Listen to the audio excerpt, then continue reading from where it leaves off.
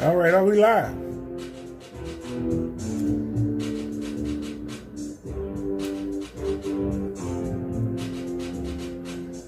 BD family, are we live?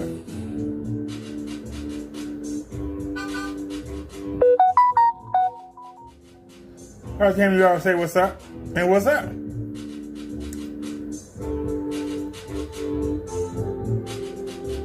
That's BD family, not ND family.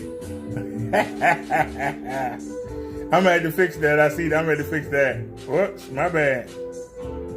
I said my bad.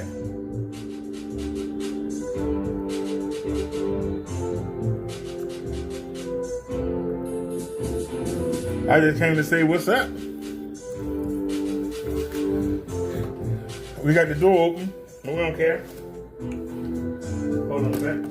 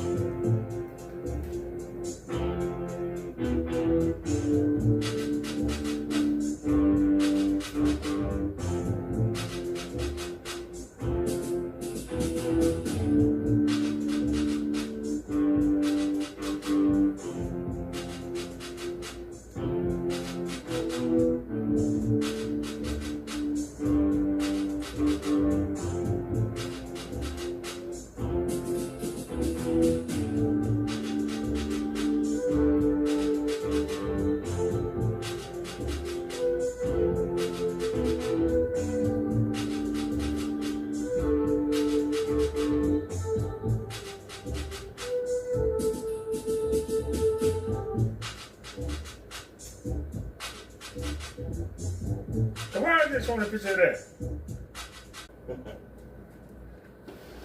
That better, ladies and gentlemen. There go the microphone, let it fall, whatever. You've been trying to fall for 2 weeks. You finally got to fall. Take your fall. Take your bow. Whatever. All right. Now, is that straighter?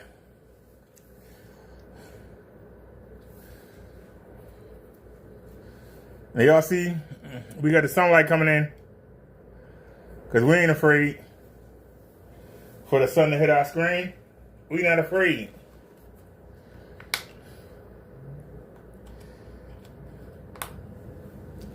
Now I wonder if I can take it higher.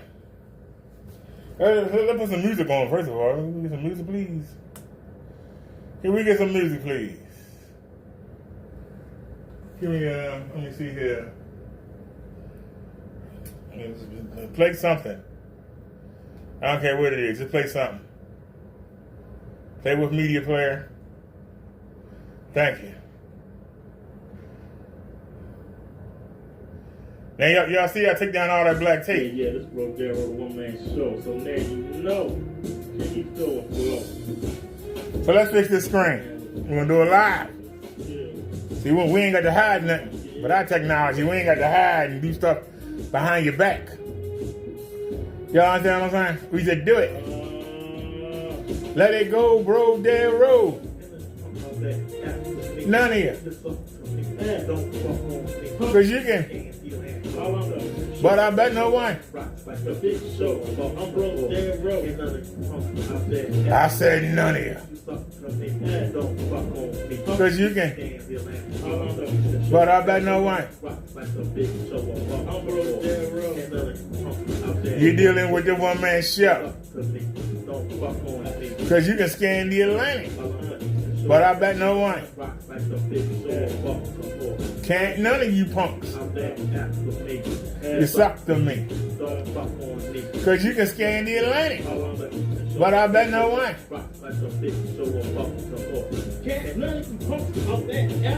None of you. Make a comparison, because suckers, I'm harassing like a stalker. I'm dynamite, like Jimmy Walker on Good Times. You can't define my talent, call it second guy. Nah. Get the 411 on the musician, who's second to none, the only one. Look, y'all. See the curve right there?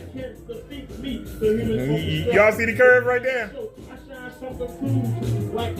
That's the pole coming in That's that line coming in and coming out. You can see it. I fight the good fight. I drive us a Dan all day, stalking seas all night. So how come we not have a cut in?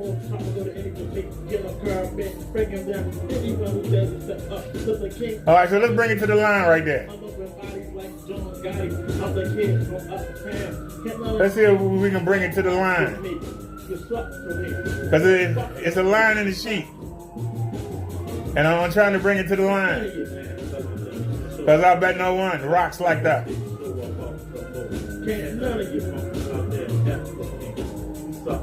Yeah, because y'all chumps. But I bet no one. Can you get enough of the young brother? I asked you a question. Can you get enough of the young brother? Can you get enough of the young brother? Can you get enough of the young brother? Hey, can you get enough of the young brother who smothers the thuggish MCs with the weak vocal? You don't sound tough, you just sound local. Stop whining, no one cares. Pull up your pants and comb your hair.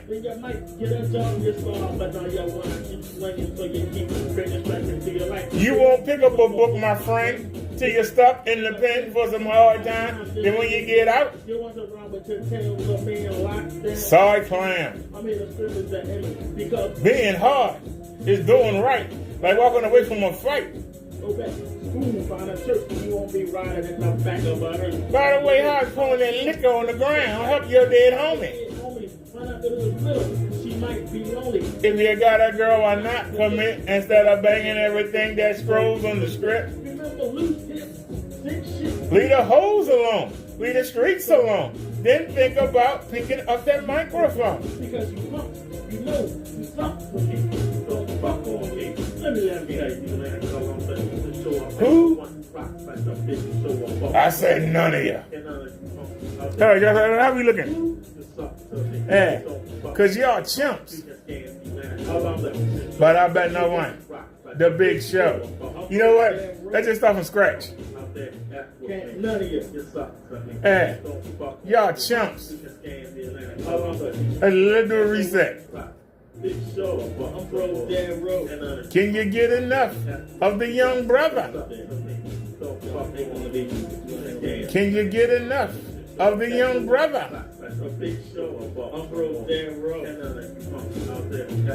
Who? Yeah, because y'all chumps. But I bet no one. The big show. You punks. What? You can scan the Atlantic. But I bet no one. I said none of you. Yeah, because y'all chumps. But I bet no one. Can you get enough of the young brother? I just asked the question. Can you get enough of the young brother?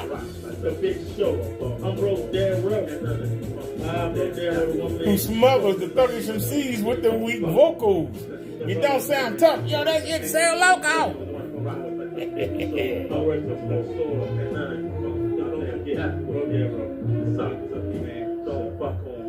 You can scan the Atlantic along the eastern shore, but no one rocks like the big show of Baltimore.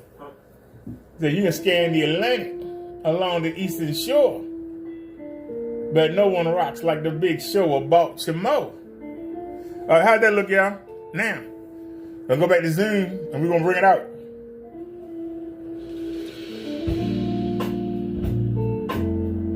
Now we're bringing it out. And it's looking good till we get to that post.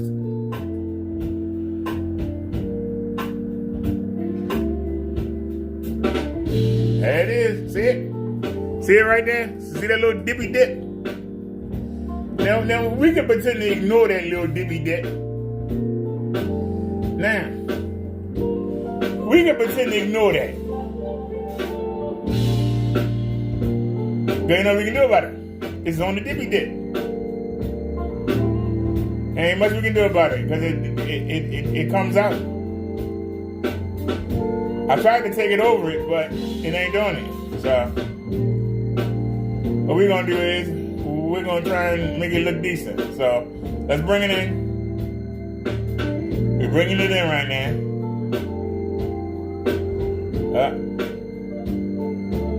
Bring it down a little bit. Bring it over. It got wrinkles in it. I'd rather not have it up that high. Let me see. Bring it down. Bring it over. Here, we can make it even here.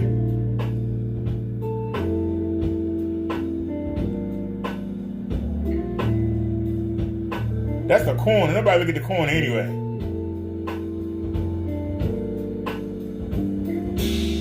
Alright, so let's come over here. Don't nobody look at the corner anyway. You ain't worry about that. Bring that in. Now bring it down.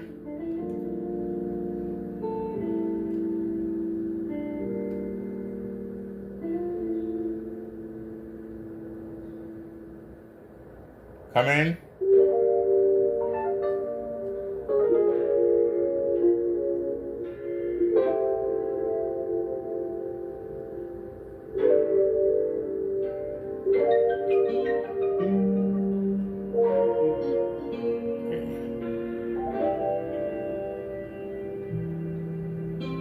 Bring it down round to that line. Okay, now come over and bring this side down.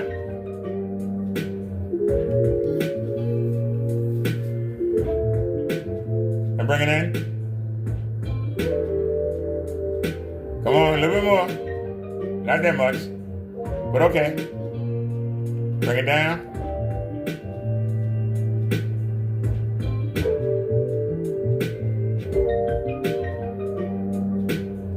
That still wants to come over. No matter what. Okay, now let's come back over.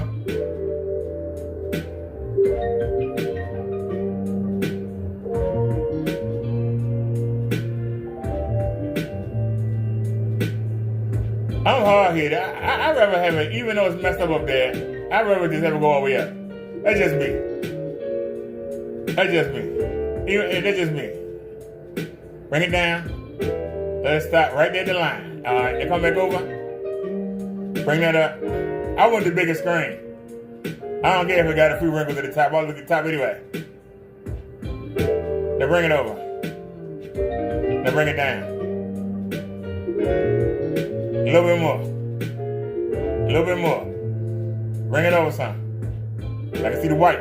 Alright, now come down. And bring the inside in a little bit. Bring the inside in a little bit. There you go.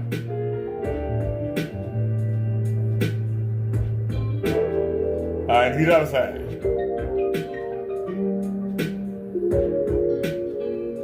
Now.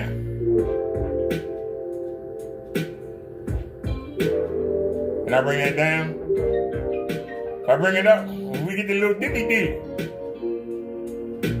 If I bring it up, we get the little dippy dee. Y'all see it right there? Up at the top. Right where that pole is, we get the little dippy dee. Now. Can I live with the dippy dee? Can I live with it? That's the question. But I'd rather have the bigger screen and have the dippy dee. So bring it down to where it stopped. The dippy dee stopped right there. Now bring that down. So see how the dippy dee stopped? But now the screen's smaller. And I bring that down. And as y'all can see, the dippy dee stopped. And now we have a decent looking screen, but that's still 2 inches from the top. So do we keep this? Yo, I ain't got no baby's mama. Nah, we're not going away. I'm taking a break. Taking a break, JoJo. Woman I could be proud of. Just because I ain't going nowhere, and don't mean I can't hang out with y'all. Ignorant, masculine, and useless. Understand the opposite. I took all the tape down. I got a big ball of tape over there. It's ridiculous. dressing like a bum straight out of jail, oversized sweatshirts, tight jeans. I need to bring that You know what I'm saying? You know that left side need to come out a little bit. Crazy emphasize her point while she brags about her I don't know if y'all can really see it because of the wall. Get high or her journal or how many guys between her thighs. Bring it out. Bring it out. There it is. Talk about child support from these zeros. When one's got life, the other's on death row. So how we looking now? You know, I want a woman who thinks like me, who doesn't drink like me, who has no desire to get high. It looks better. Don't look better with all that tape on there? Cry with me, and if necessary, die with me. Yeah, I'll probably go out tomorrow. The right one will come along. The ones that come along are always wrong. And tell me, Try to take a break. You damn picky, the ones so my mind, a woman who's sexy and kind, who longs for a man. Are we on the right one? That knows no weird hair colors, who's happy to spend quality time with each other, sharing our dreams, being realistic, not letting materialistic possessions become our obsession, but realizing that life is a variable aspect, making wise decisions so that we have no regrets. Can we make it bigger than that? No hesitation, and intensity of our love making okay. afterglow. So where's the other one? I see. We blessed like Holy Communion. There we go. Coming together, not trying the world in, suspended by the act of sharing mutual orgasms. Wait a minute, I messed up. Hold on. Don't need to take 5. Passion is the potion for our locomotion, the fuel of our monogamy, erasing the monotony of living in this mixed up world. Where are you? I'm waiting for you, girl. All right. I want a woman who thinks like me, who doesn't drink like me, who has no desire to get high. When things get rough. All right, let's pause the music for a second, y'all. And let's get into it here. Theology Thursday. I do not understand what I do. For what I want to do, I do not do. But what I hate, I do. Romans 7:15. Hey, Jojo, you want to break that down? I do not understand what I do. For what I want to do, I do not do. But what I hate, I do. Anybody want to break that down? Anybody want to take a shot at it? Out the blue. You know, since I'm the fake minister, somebody come in here and do some ministering. Somebody come in here and teach us. I do not understand what I do. For what I want to do, I do not do. But what I hate to do, I do. Anybody want to break that down? Come on, there's 60 y'all are here, and anybody want to take a shot? I do not understand what I do. For what I want to do, I do not do. But what I hate, I do.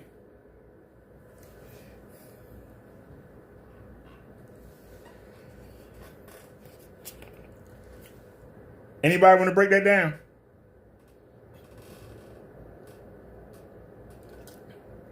That's Romans 7:15. If y'all want to look it up. I do not understand what I do.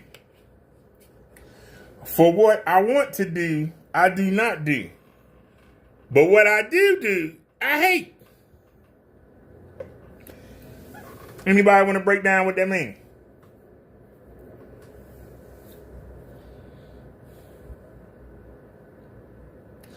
How many times have you said, as you woke up that day, you were going to do something, and you did something totally different?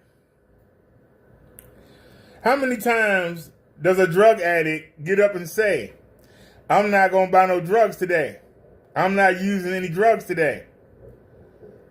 I'm going to go out and do something positive.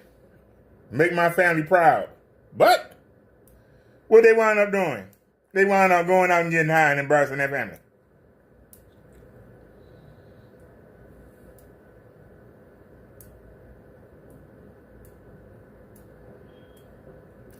Deep down, everybody has a conscience.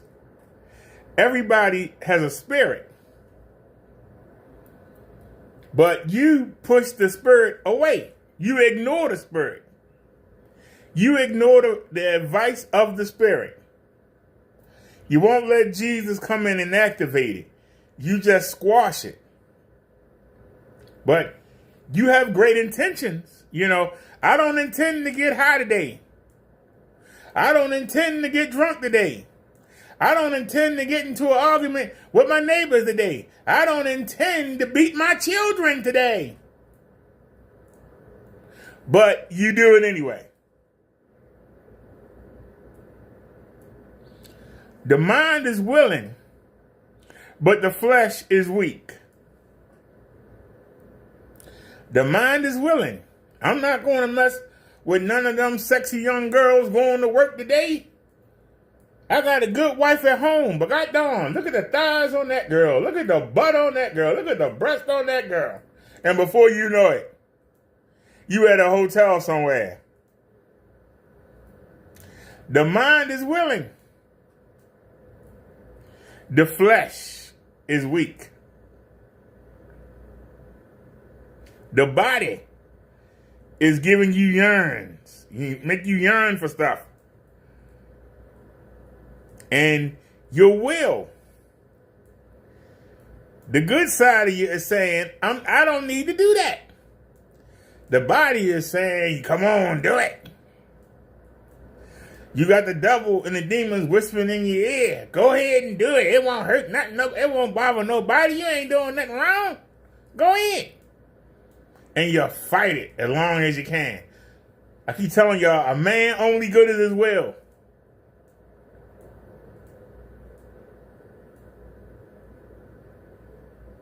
Why is that? Why is a man only as good as his will?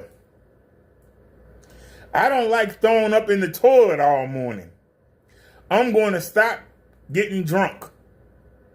I will not get drunk today. Yet, 24 hours later, the head is in the toilet. And they saying, oh God, if this stop, I swear to you, I will not drink anymore. And then what they do later on that day, they go back and drink some more and relive the whole thing. And they do it every day, over and over and over and over and over and over and over. Because you missing the connection. Your will is only as good as your will. A man is only as faithful as his options. If you lock yourself in the room and say, I'm not going to go drink, but somebody come open the door, well, I said I wasn't going to open the door, but since somebody else opened the door, then that's not me. Let me go get something to drink. As long as you can rationalize, as long as you can try to make a way to make it make sense to you, to have an excuse for you to slip back to your old ways.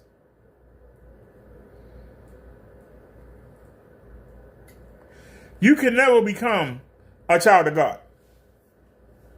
It's impossible. If you listening to me today, and it's still early in the day, it's only 2 o'clock. If you think about going out to the bar, you thinking about going to the liquor store, if you already at the liquor store,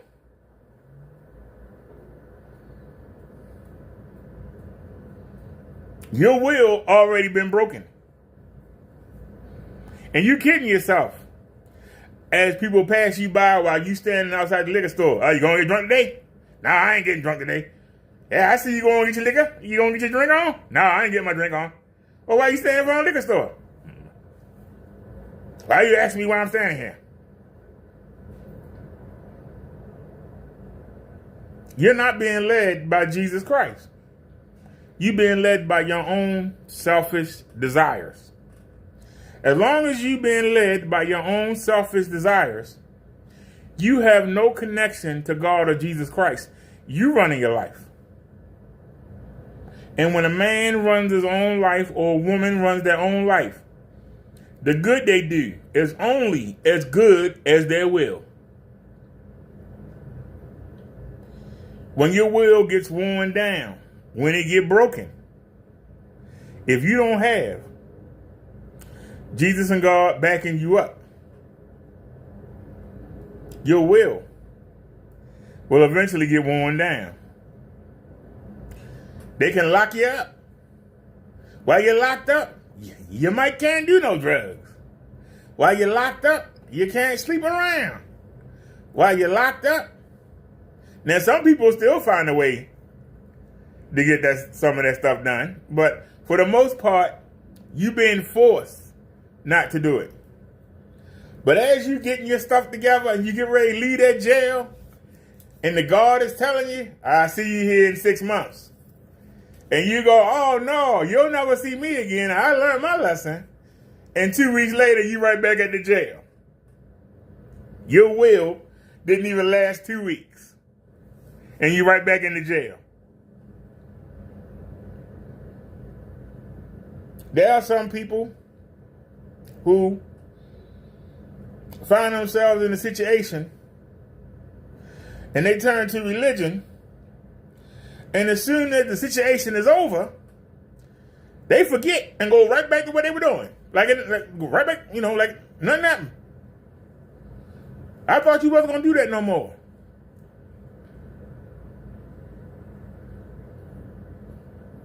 You found religion, you went to the doctors, you got the chemo, your liver doing fine now. Why are you back here at the bar?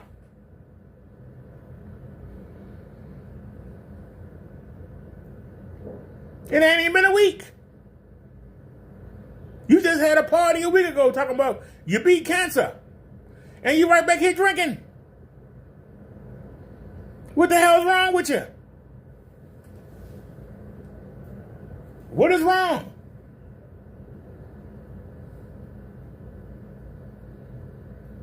We had 6 people here and we down to 1 according to Prism. So y'all don't like the topic, do you? You got a lot of people that talk about they know God. You can't even control your body. What make you think that you walking with God?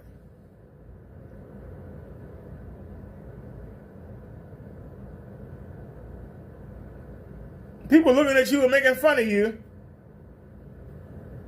You think God wouldn't get behind somebody like that? I find it amazing how the devil got the people thinking that God just this sucker that's waiting around for you to come to him.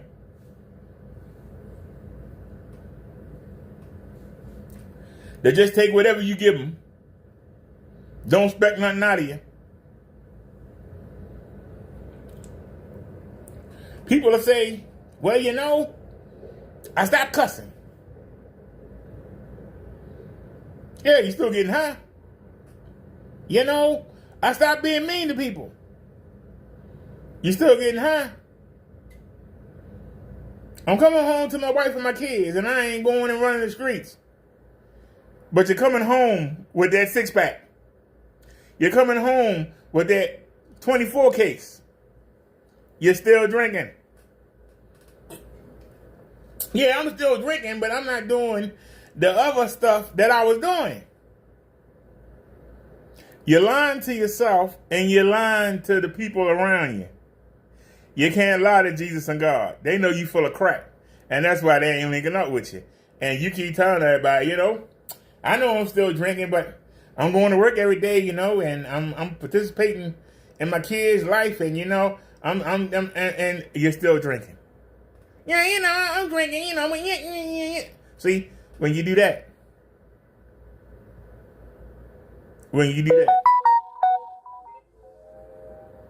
you automatically admitting that you ain't changed a bit. You might have changed some of the things you're doing, but you ain't changed. You still gonna go get drunk. You still gonna go get high. You still gonna mess around with the floozies. You still gonna go gambling. You still gonna go out there and cheat people.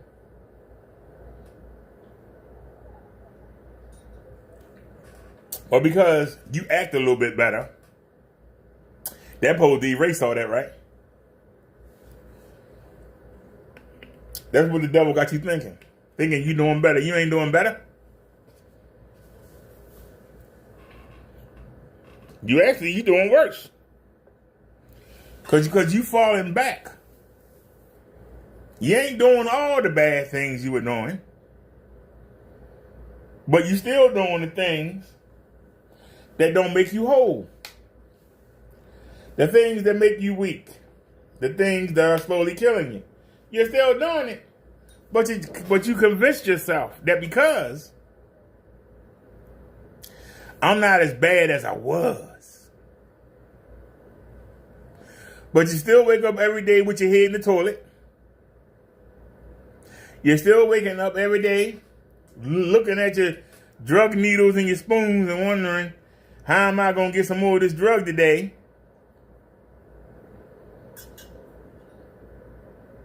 But you convince yourself that you're doing better because I'm getting up and I'm going to work. I'm coming home to the wife and kids, after I get my drugs, of course, after I go to the bar and drink, I am coming home. I'm bringing home a 12-pack, but I'm coming home. As long as you let something lead your life, you can't call yourself a child of God. You have to come to Jesus and let him into you and let him lead your life so that he can vouch for you to God. And so God will look at you and bless you. But if they're not leading your life, you're not connected with them. I don't care how much church you go to. I don't care how many hallelujahs you do. I don't care if you get a megaphone and go up there and tell everybody about the Corinthians, and it don't matter. I don't care if you go up there and preach the whole book of Isaiah. If you not connected with Jesus and God, you only good as your will. And in the end, it's not going to matter because you're going in the lake of fire. You're going to baby hell first, and then you're going into the lake of fire. And that's it. There's no way to shortcut it. I can't sweeten it for you. If you don't let Jesus into your heart and let him change you from that side, you can't do it. You only good as your will. You can't do it by yourself. And when you do allow Jesus to come in and you reach your goals, you got to maintain that connection. You can't say, well, I don't drink anymore. I don't need you, Jesus. I'm not doing drugs anymore. I don't need you, Jesus. I'm not cheating on my wife anymore. I don't need you no more. You're going to slowly go right back to what you were doing because you broke the connection. Now you back to your own will. Your will that got you in the problem in the first place. If your will got you addicted to something that you can't get rid of, when you let the connection go, what's going to happen? You're going to get re-addicted to that or something worse. Because you're missing something. And you're trying to fulfill it. Whether it be through shoplifting, whether it be through gambling, whether it be through scamming, whether it be through drugs, whether it be through alcohol, whether it be something, a different woman every night. It's something. You're trying to fill that void. You're trying to fill that void.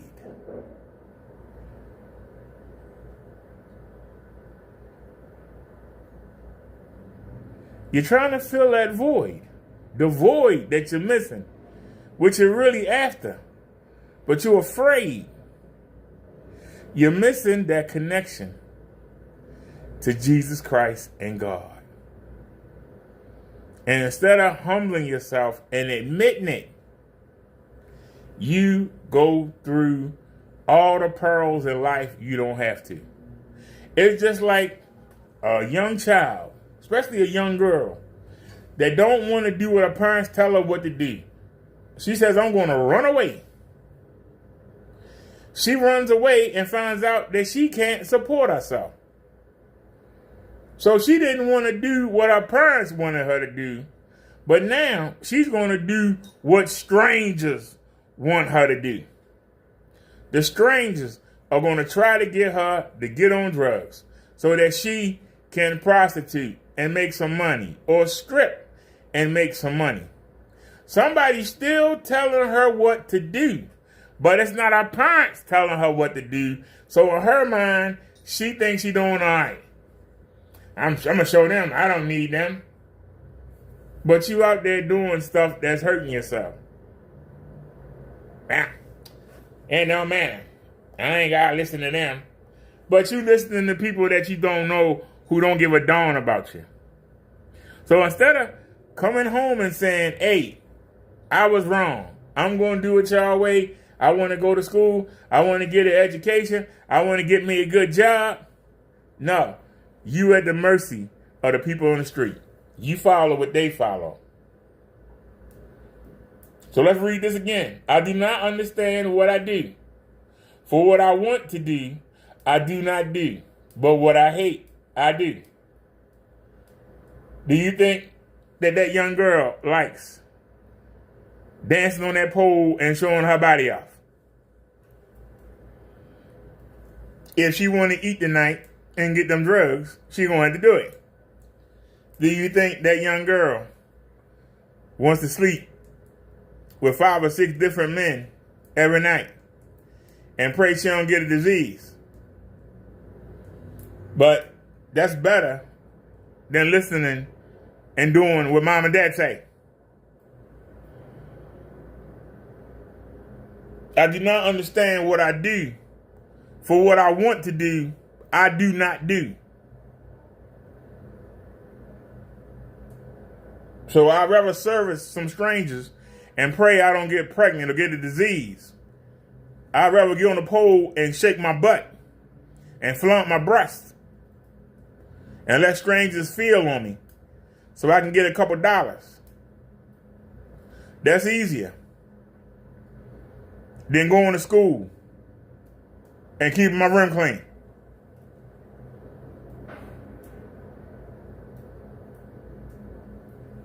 I do not understand what I do. For what I want to do, I do not do. But what I hate, I continue to do.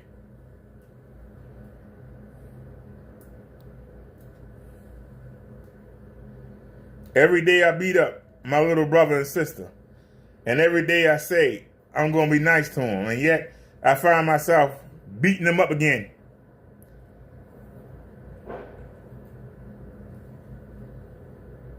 I don't do what I say I want to do, but I wind up doing what I hate to do.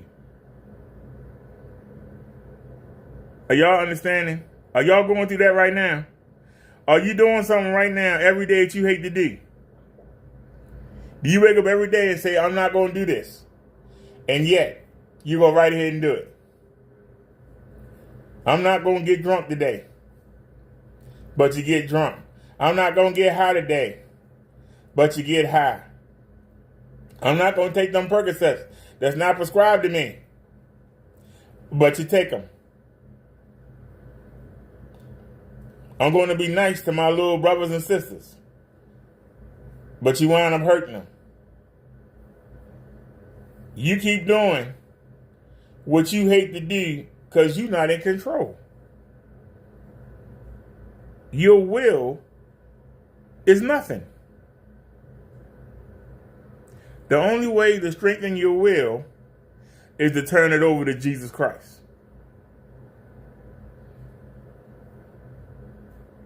Now, some people have strong will. I'm not smoking no more. I'm not going to drink no more, and that's it. They still not coming to God and Jesus, so they still going to wind up in hell right with you.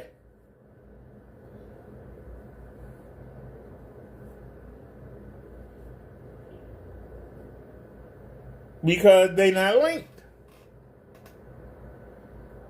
And the one thing I teach you is get that link to Jesus Christ so you can get that link to God. Because he's the only way. Trying to be good is not going to get that link.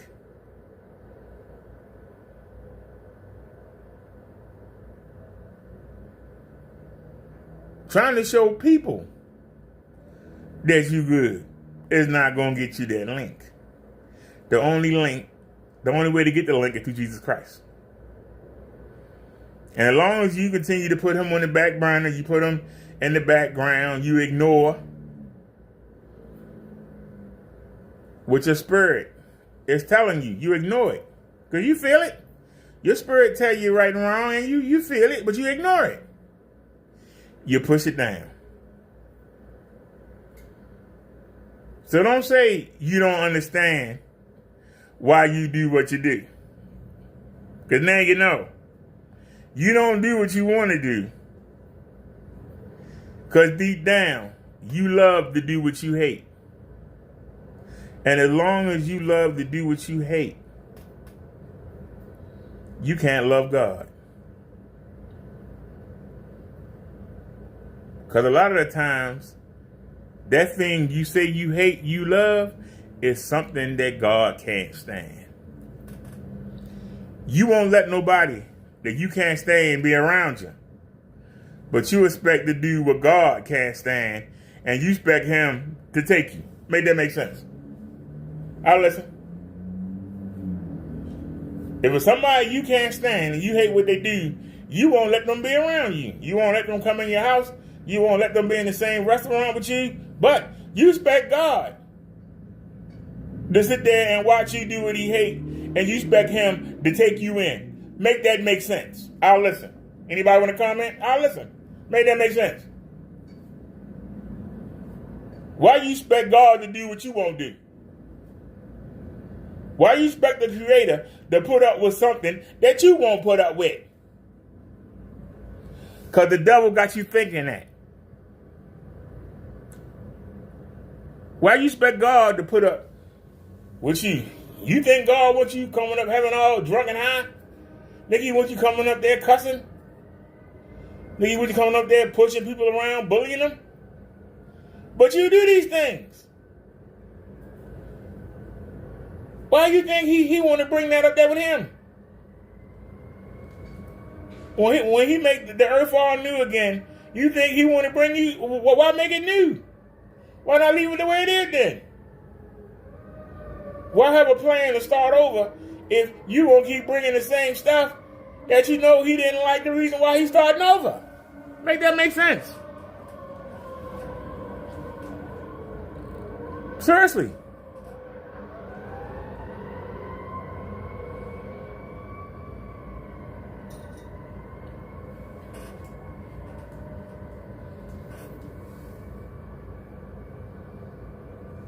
I had somebody ask me. They said, I didn't know God didn't like homosexuals. I said, you never heard of Sodom and Gomorrah? He killed both of them towns. Them men were trying to molest Lot. Go look it up.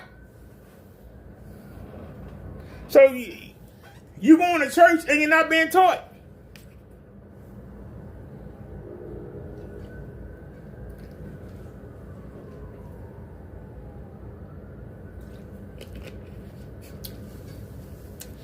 I see somebody homosexual. I don't say nothing to him.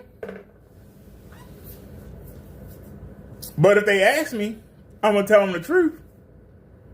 You know what you're doing is wrong.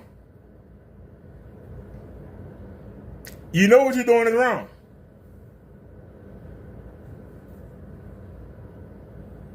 If you have those tendencies towards somebody of the same sex, once again, you're only good as your will. You're only as good as your will.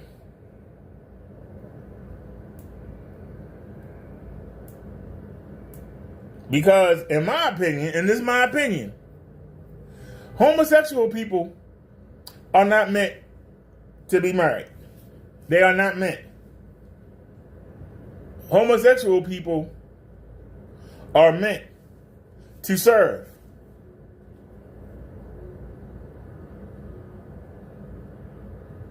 They are meant to serve.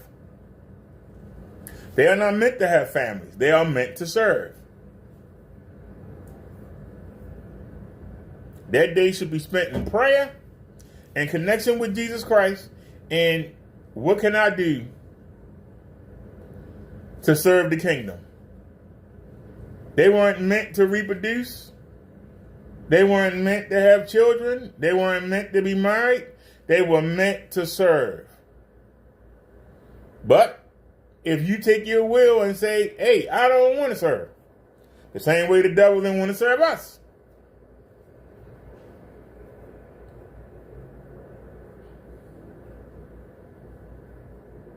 You don't want to serve? Okay. But don't sit there and throw it in our faces and be kissing and hugging and frolicking like we want to see that mess. If you want to go against what God say, keep it on the down low. Since you don't want to serve him, why you got to go out and frolic and wear the rainbow colors and have parade? Why you got to go throw it not only in God's face, not only in Jesus' face, but in God's children's face?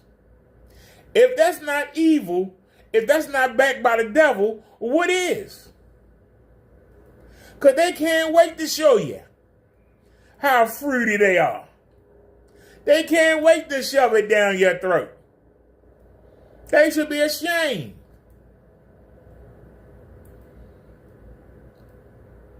That they don't have the will to say, hey, I know this is wrong. I know God hates this. I must hate it.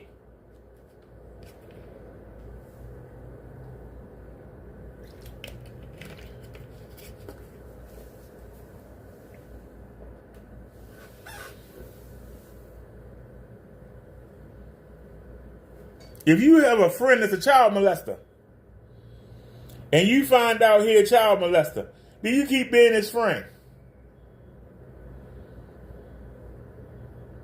If you find out you got a friend that go out there and rob old ladies,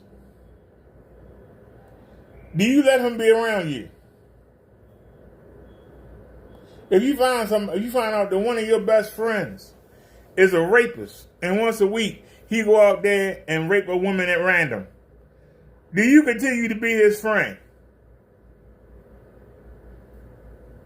Then why does somebody who practices homosexuality and flaunts it in your face, how can you allow them to be your friend? These are all things that God hates. Every example I gave you. And if you love what God hates, how can you say you're a child of God? I ask the same question. If you love what God hates, how can you say you walk with God? Let's go back to our example. I do not understand what I do. For what I want to do, I do not do. But what I hate, I do. So why do you hate it if you do it? You hate it because deep down you know God don't like it and it's not right. And you know it, but you still do it. So don't say you don't understand what you do. You do understand.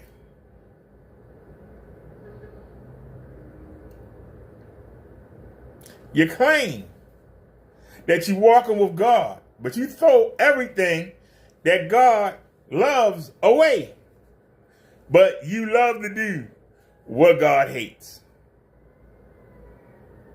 So don't say you don't understand, because you do understand. You might want to do right, but you love to do wrong, and you wind up doing wrong.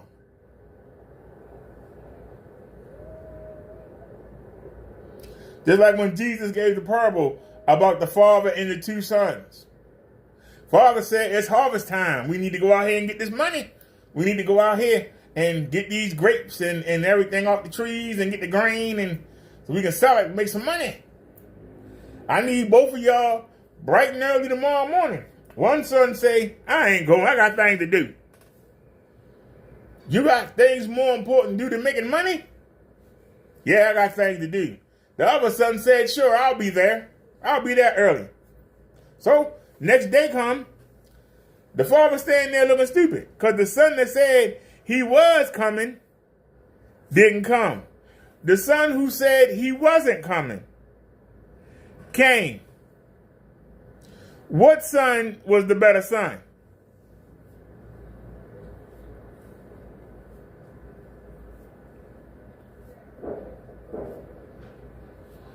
Before you answer that, let's go back to our example.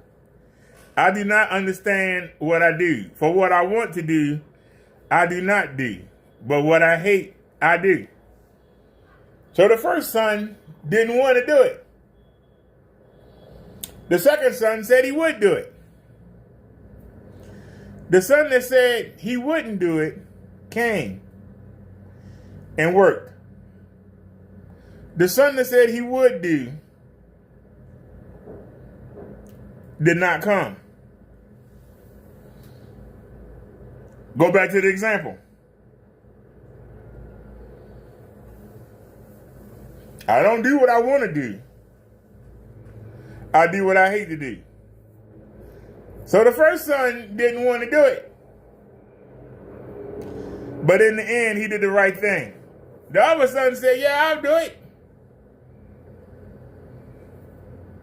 Because he wanted to do it.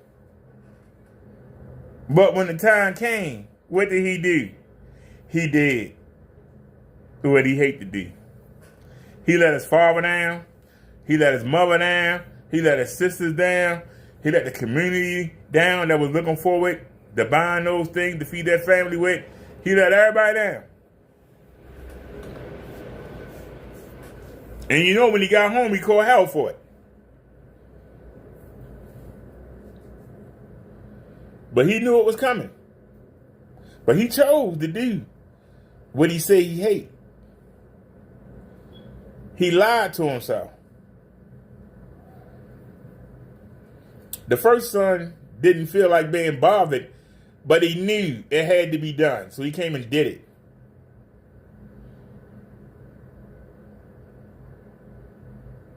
The second son wanted to do it, but when the time came, he went on and did something that he claimed he hated and let everybody down.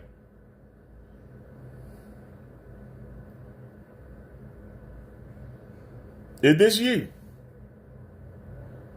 Do you give everybody a song and dance about how you going to improve your life, how you going to do this, how you do that, and then time come, you AWOL?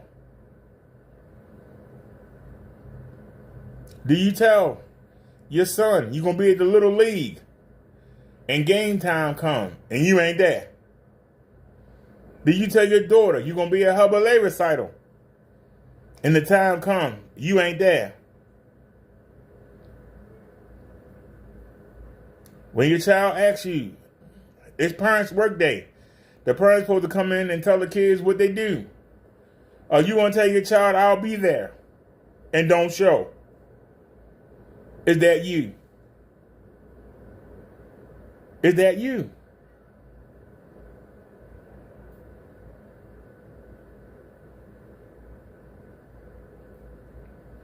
I'm not going to give you a bunch of hallelujahs. I'm not going to give you a bunch of hell glories. I'm not going to tell you to turn to your neighbor. I'm going to ask you point blank. Right to the point.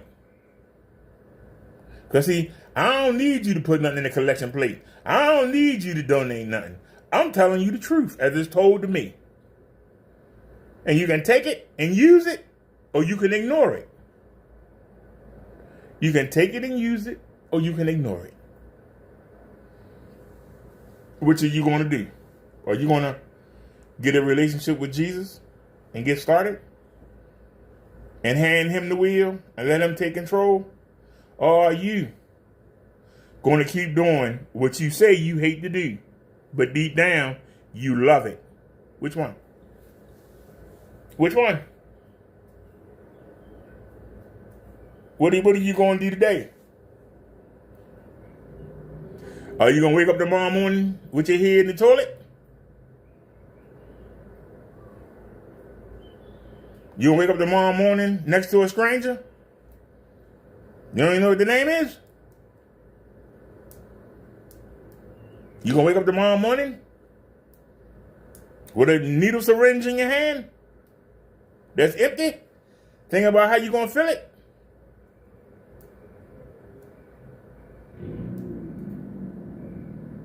You gonna wake up tomorrow with 5 wallets and 4 persons and saying, I'm glad I didn't get caught. I ain't going to jail. But as soon as I spend this money up, I'm going out to do it again. I'm going to go strong arm some more people.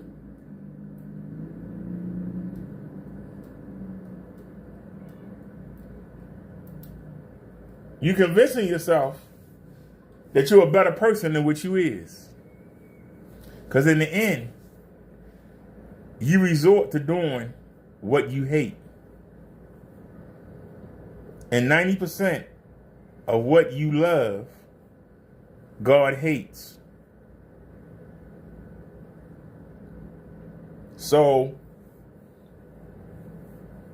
I'm going to tell you the truth. God hates you. He know of you, but he don't know you. But he know your behavior when he looks down. And he hates it. So how can he love you? I asked the question. How can he love you? How can he love somebody that loves to do what he hates? I asked you the questions. Anybody want to come answer them? I'll listen. Come on in here and get this whooping. Because I will whoop you. Come on. Come explain to me how you keep doing what somebody hate and they love you. I'll listen. I'll listen.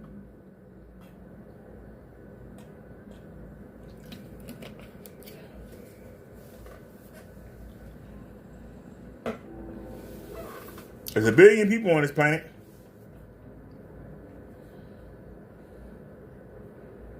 But God supposed to ignore the people that does what he want.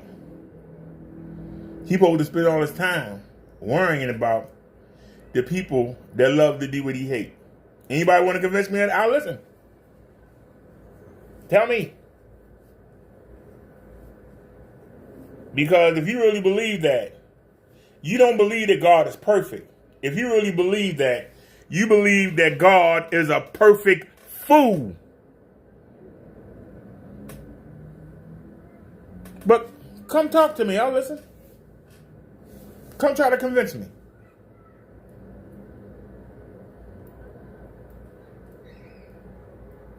Jesus said, you must love me more than anything else, or I don't know you. But you put Jesus on the back burner and do all the stuff that you know they hate. But you expect Jesus to be right there with you. I'm listening. Explain. As the scammers say. Explain me. Explain me. Now listen. Because see, that's the thinking. That's the mindset of evil. I'm going to do the opposite of what I'm supposed to do. I'm going to do the opposite of what I'm expected of me. And I'm going to get the same result. That's evil. These things are wrong. But you know, it's okay though. That's evil. And once you let evil in the door, once you let evil in your heart, it's hard to get rid of. You need Jesus Christ to get rid of it. And as you keep brushing them off to the side, and I'm going to do this is what I want to do, at least be man or woman enough to say, hey, this is what I want to do. It's not what you hate, it's what you love. But you know that God hates it. So you try to say that you hate it, but you go right out there and do it. That means you love it. How else can you say it? How else can you turn it around? You love to do what God hates. So you deserve the punishment that he gives you. So no, when you close your eyes, it's all over. There ain't nothing you can do. It's all over. So keep doing what you hate. But don't hate when you're on the hot coals in hell. Don't hate when you get thrown into that furnace of fire and your spirit is incinerated. Don't hate it. You were doing what you love to do. So you should love the punishment. You love the fun of doing what you want to do. Why don't you love what it comes to?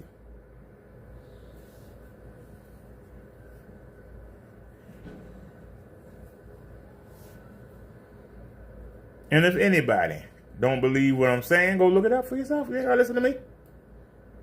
I'm just some guy on YouTube. You ain't gotta listen to me. Go look it up.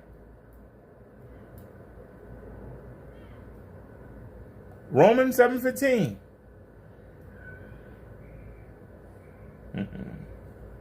Hey, how you doing, Superman?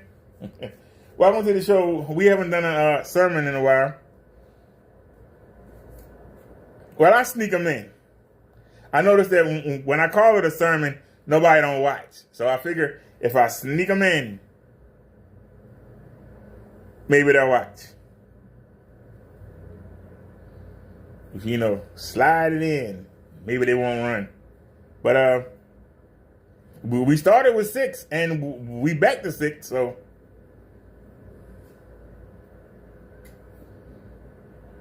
But I'll read this for y'all one more time. I do not understand what I do. What do you mean you don't understand? For what I want to do, I don't do. But what I hate, I do. You do understand. You know that you're supposed to hate the things you do, but you love them. And that's why you don't do the good you're supposed to do. You do what you claim you hate, but you don't hate it. You know that God hates it, but you love it. You live for it. You get a thrill out of it. You need it. So don't say you don't understand why you're doing what you're doing. You do. But you're trying to convince yourself. I know I should hate these things, but God darn it, I love it. I love it. I love to do these things. I don't hate it. Why you can't admit it? Why you going around trying to dress all nice and try to talk all nice and try to act like you just above reproach and you just holy and better than everybody else and there are no holes in your game, when deep down you want to do what God hates and you love it. You can't wait to do it. Why lie to yourself? Why lie to your people? Why lie to your family? Why lie to your boss? Why lie to your neighbors? Why lie to your coworkers? Why lie to your community? Just admit it.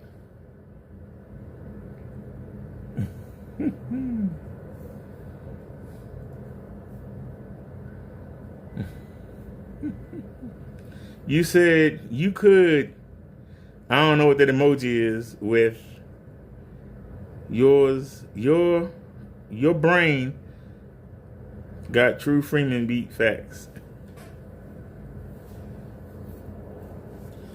Shout out to True Freeman, wherever he is, because I made my name off of him. I ain't gonna front. I made my name off of him. But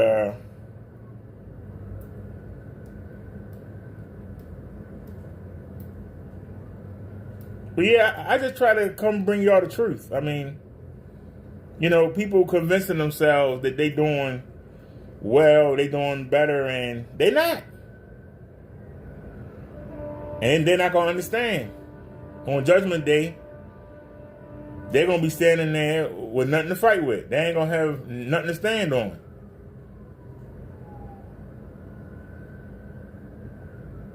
And that's why Jesus said, many will say, Lord, Lord, have I not done miracles in your name? You know what I'm saying? I don't know you. You ain't done nothing for me.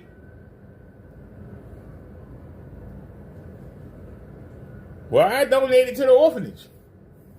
Yeah, and ain't your name on the orphanage? You didn't name it Jesus Christ Orphanage. You didn't name it God Orphanage. Your name on it. Well, you know, I donated to the women's shelter. My name ain't on there, and neither is God's. Who you do it for? When the people see the name on the building, they don't think of us. They think of you. You did it for you. No, I didn't. I did it for you. Nah. And you going in that lake of fire.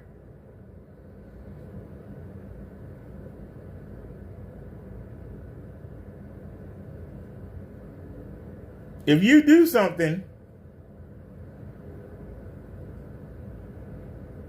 you let the people who you do it for tell of it. If you telling of it, you didn't do it for them. You did it for yourself. So that you could brag and you can get a pat on the back from regular human beings. So you didn't do it for Jesus. You did it for yourself. You did it to get attention. So just them knowing that you did it wasn't enough for you. You had to let man know you did it. So why do you say you did it for them? I just ask questions that make sense. You can beat me up all you want. You know? You can beat me up all you want. But don't come in here and say something stupid. I will tell you up. You got your name in the paper. If I do something nice for somebody, it might be 4 or 5 weeks before I let something happen. I say something about it. It been a couple times we been flagged. I don't let months go by and ain't said nothing about it. Y'all ain't wonder why we was on a different channel? I didn't say nothing. I didn't want to give that person the satisfaction of even knowing that they had flagged us. But you can't wait to tell everybody, hey, to get the sympathy. You can't wait. I can make some money off of this. Don't say nothing.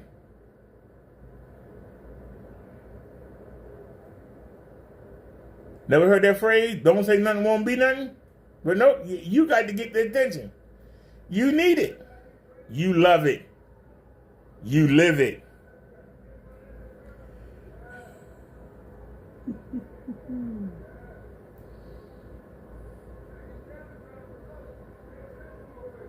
You know, people make religion more complicated than it has to be. They make it more complicated than it has to be. Get a relationship with Jesus Christ. Turn everything over to him. Your will ain't strong enough. If you really want to continue on, you got to give up the will. On your journey through this life, you got to give up the will. I know you want to drive. You want to be in control. I know I'm a Leo. Leos like to be in control. We're born leaders. But I've learned sometimes you got to step back. And when it comes to this issue, you got to hand over the reins of the horse and say, you lead the way. Hand over the steering wheel. You lead the way. Get out the cockpit of the plane and say, hey, Jesus, you take over. I tried it my way. When I do it my way, I wind up doing what I know you hate. So I need you to take over for me. I can't do it alone. I can't fight my flesh alone. I can't fight the devil and his demons alone. I need your help. Until you do that, you don't have a chance. Because you can't do it by yourself. Your will ain't strong enough. It's not.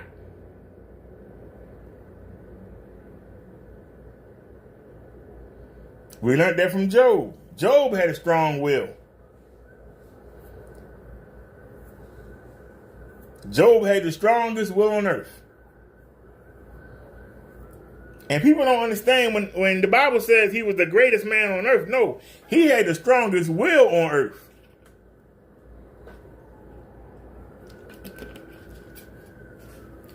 But when the devil asked for him, why did God hand him over so easy? If you was running a baseball team, would you hand over your best player to your rival? If you was running a football team, would you hand over your best player to your rival? So obviously, Job wasn't the best player. That's why God handed him over so easily. Job tried to do his will. He had no connection to God. He would talk at God, not with God. And he would expect God. As long as I'm doing this, you should bless me. When the blessings start coming, did Job come and say, hey God, what's going on? What did I do wrong? He started saying, oh, since from the womb, I've done what you say I'm supposed to do, but you're letting these things happen. He didn't say, hey, let me holler at you. What did I do wrong? What happened? What am I not doing something right? No, he went and attacked God. I don't believe it. I'm still not going to say nothing bad about you, doggone it, but, this ain't right what you're doing, I ain't done everything I'm supposed to do, And they just say, hey, why am I being attacked now? Why is my family going away? You made me lose everything. What's going on? That's a lesson for us. I understand the lesson. I've never been rich. But I had a family.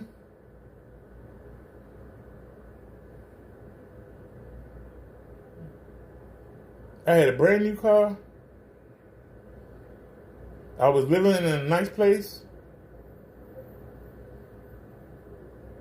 And one mistake, it all went downhill.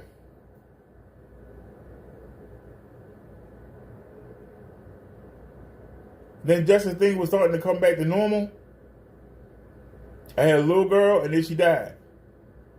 My favorite aunt died. My great grandmother died.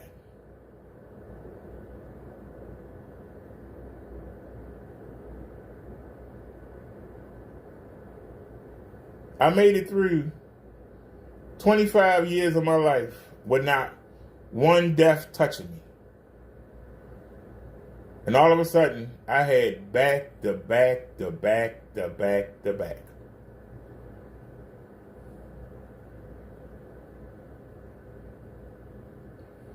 You know what it was like?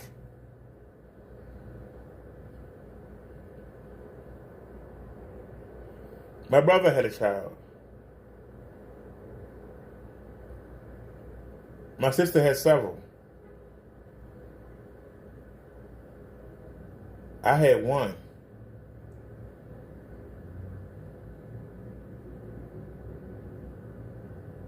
And because of the law, I missed the first 20 days of her life.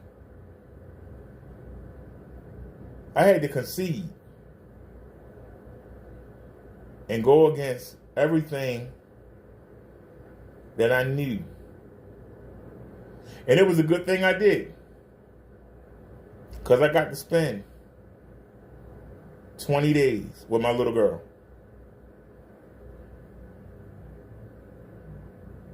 20 days.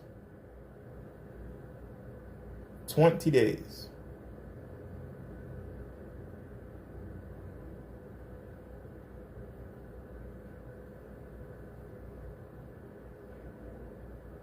So my favorite aunt, my great grandmother, my mother, and now my little girl.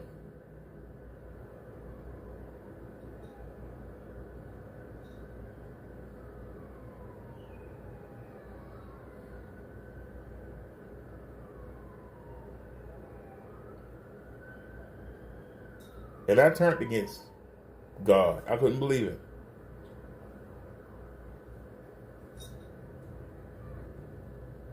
And I went on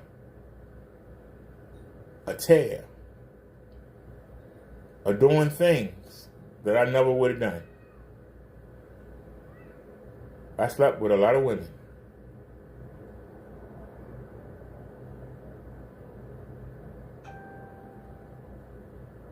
Luckily, I didn't catch any diseases. And luckily, I will only go so far because of my religious upbringing that I never crossed the line. And if I did, I came right back. I understand it's hard. It's hard to do what Jesus and God want you to do, but it's doable.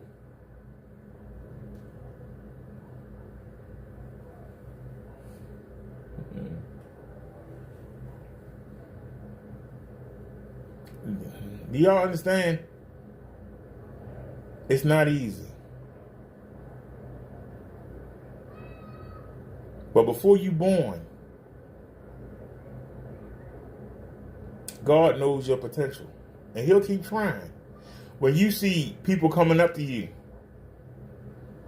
out the blue, there's a reason for it. They're trying to call you home. You've been somewhere and somebody come up to you and ask you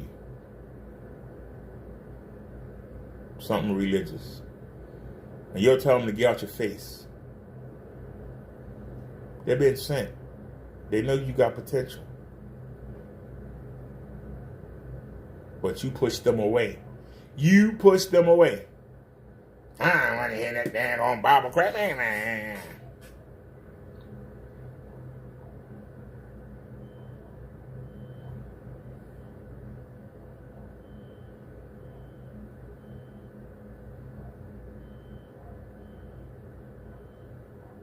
Like I said, you don't know what God got planned for you.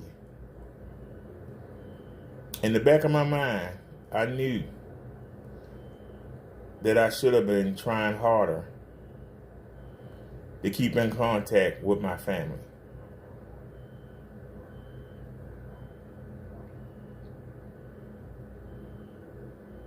But I've been alone for so long.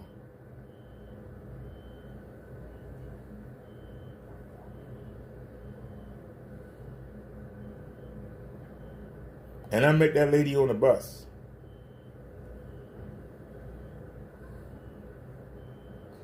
And it was something about her. It wasn't a sexual attraction.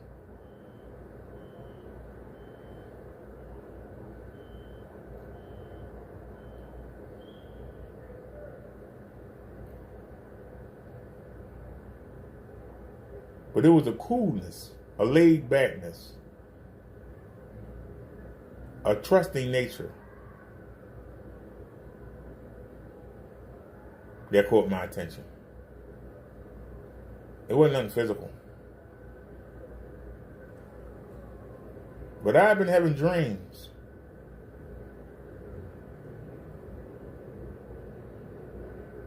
Because I believe I remember more of my childhood than my brothers and sisters did.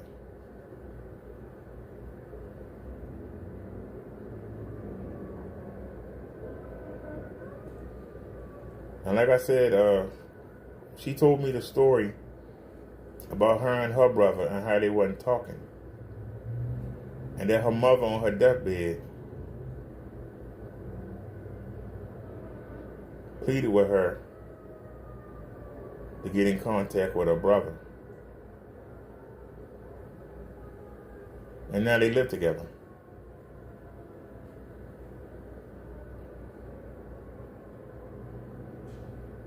They had been estranged for like 15, 20 years. And I said, you know,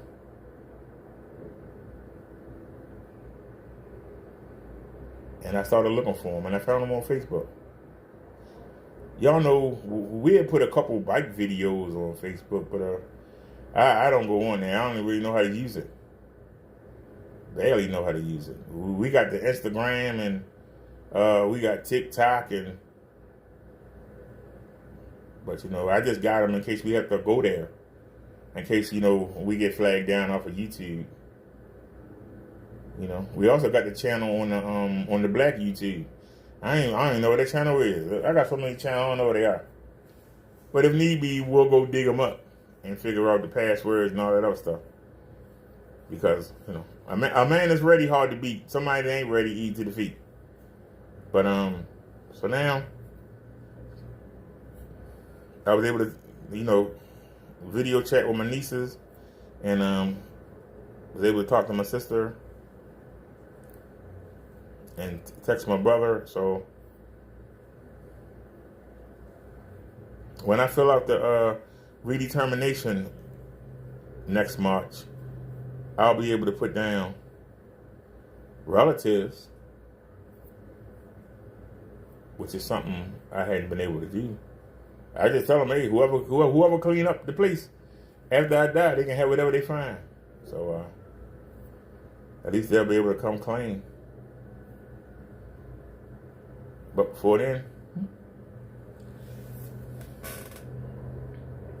but like I say, if sometimes God sends you somebody, even if it's not something that's meant to be permanent, but just to come give you a kick in the butt. And that's what that was, a kick in the butt.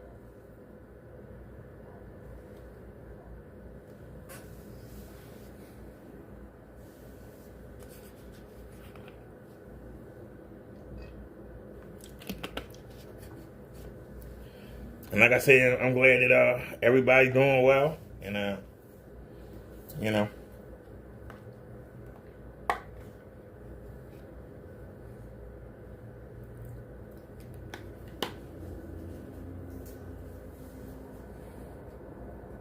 but see, taking advantage of the situation is what the difference was. Taking advantage of the situation.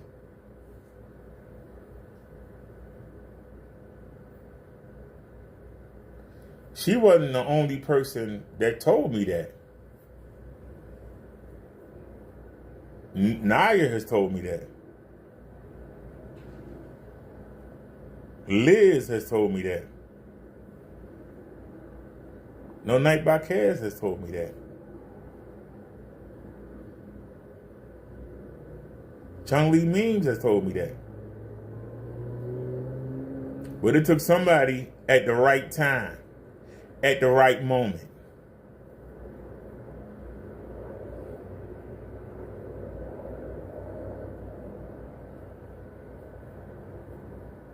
And the reception that I got might not have been as good as if I went at those times.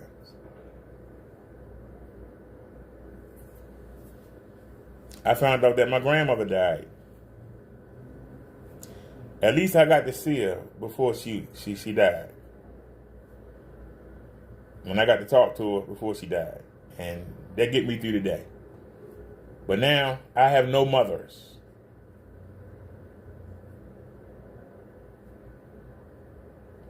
Whereas I had a great-grandmother, a grandmother, and a mother.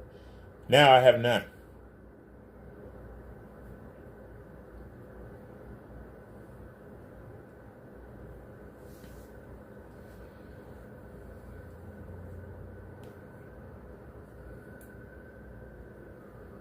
But I got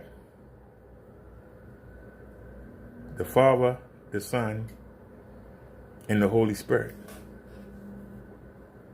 That's what I have. The Father, the Son, and the Holy Spirit.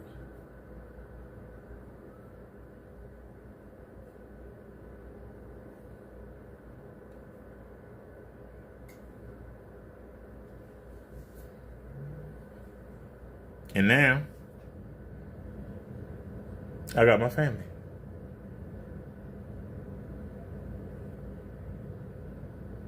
And it's going to be interesting, over the next couple months, how we progress Will we stay connected? Will we fall apart again? Don't know.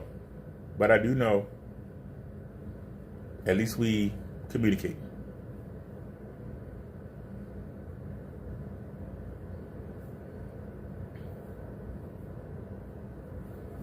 And it was risky reaching out. A lot of people don't know how they're going to be taken, and they'd rather not find out. But I took the chance. The same way I asked you to take a chance and let Jesus take the wheel.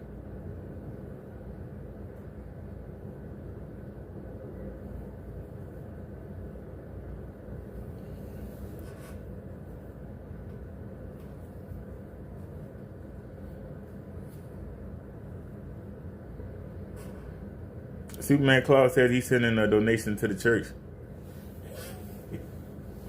I don't even remember the hold on a second. I'm gonna be honest with you. Do we still got the donation link? I think it's still here.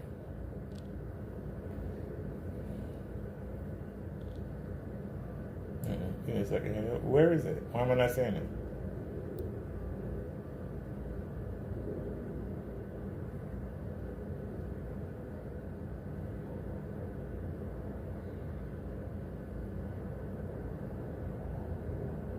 That's weird. Was that it right there? There it is. Copy.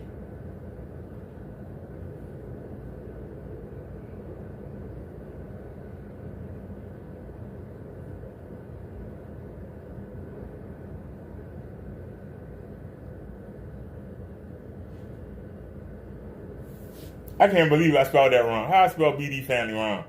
I ought to be slapped. I ought to be slapped. Go to live chat. Scroll down.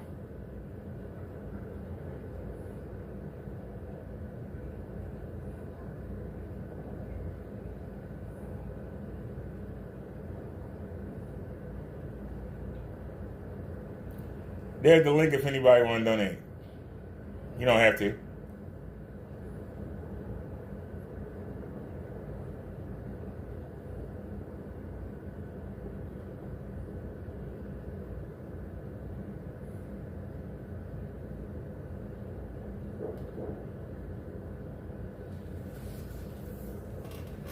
But you know, people talk about being a real minister. We did a whole sermon off of one verse.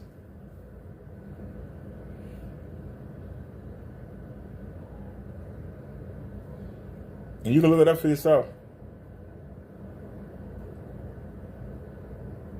Romans 7:15.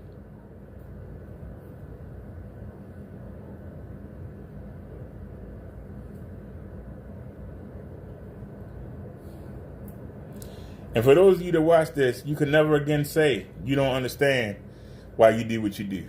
Because now you do. You understand it. You know why you do what you do. Because you want to. Because you love it. Because you need it. You're not ready. You're not ready to be a child of God. You revel in the evil. But when you hit rock bottom, that's when you'll come around. And if you're lucky, you'll hit rock bottom before you die. Because if you don't, it's all over. Hopefully, you'll hit rock bottom. For people that sleep around, maybe giving your husband or wife a disease will be your rock bottom. Maybe having a child by a man you're not married to will be your rock bottom. Maybe getting gonorrhea or syphilis will be your rock bottom. Or maybe it'll take AIDS for you to hit rock bottom. We all have a different rock bottom. Nobody rock bottom is the same. Something is going to happen in your life that's going to make you. For me, I had to lose my health.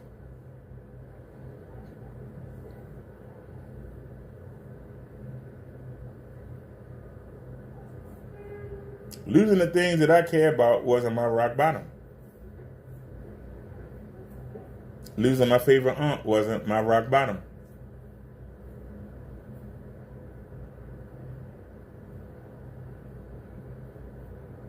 Losing my mother wasn't my rock bottom. Losing my great-grandmother wasn't my rock bottom.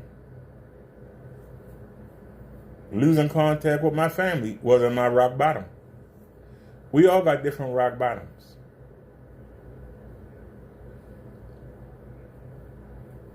But when you reach yours, you'll know it.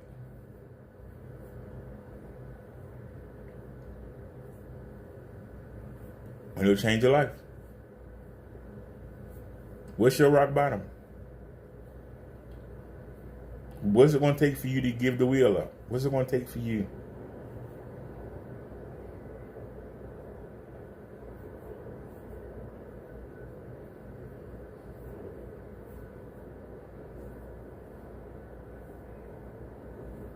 What's your rock bottom?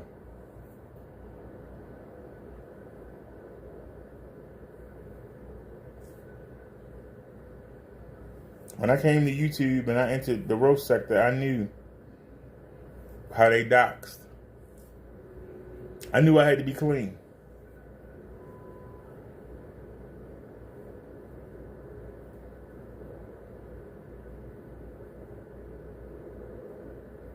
And I've been clean. And except for the video the other day, because I was on the phone with my sister,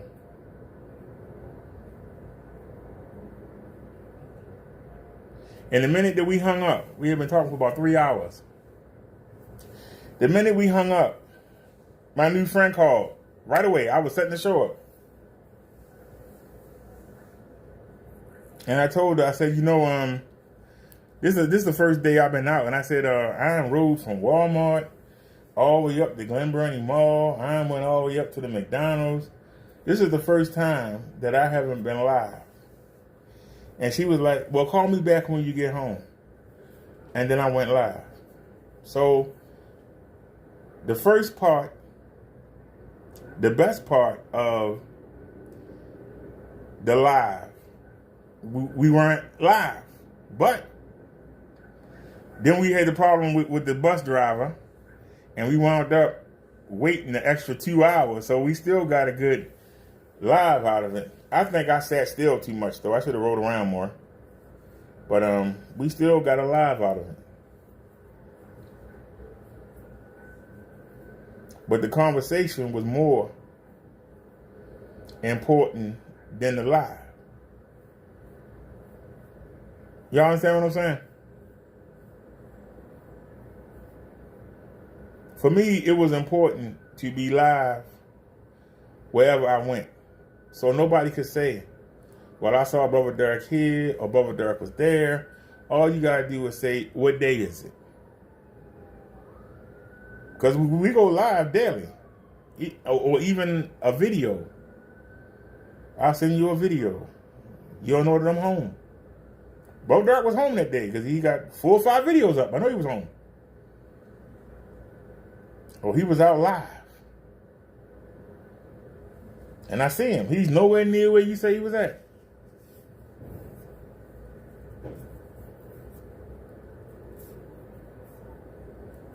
But that was the first time. Probably since 2018. That was the first time that I actually went somewhere. Now, there's certain places that we can't record at, Like, we got caught at the dentist's office, We got caught at the doctor's a couple times, We got caught at the heart failure clinic. We got caught at the general doctor. But I still was able to record for y'all. For those of y'all who don't know what's wrong with me, you got the doctor telling you in the video. I noticed ever since then, a lot of people ain't been making them jokes anymore they used to make. There ain't nothing wrong with you. We haven't got that. Y'all notice that? Did that stop? Ever since I put that video up. And we go see a physical therapist on the 11th. We see the dentist on the 9th, physical therapist on the 11th. Next month. I think the 28th of this month we go see the cardiologist. I have to look. And then we have to go see the pacemaker guy in December. And I think we see the new general doctor, because my general doctor is leaving. She's going further out. I think mobility go there. I'm gonna wait until she gets settled, and then I'm gonna see about going out there. Cause the transportation to take me, and so will the I gotta see how far out Ricerstown she's going. If she's going way out Ricerstown, but if she's going out Ricerstown in the hood, it might not be feasible, because I got a lot of enemies over there. Told y'all I had 31 fights in that area. I did not like that. That's why we haven't been to Ricerstown Mall. I'm gonna run into somebody, and I'm gonna run into somebody, and they're gonna see me in that scooter, and they're gonna think that I can't do nothing. And I'm wind up jumping up and body slamming somebody, and it's going to be on. I know it. But that's why I haven't been out that area. I haven't been. The closest I've been to that area was when I went and applied for the mobility.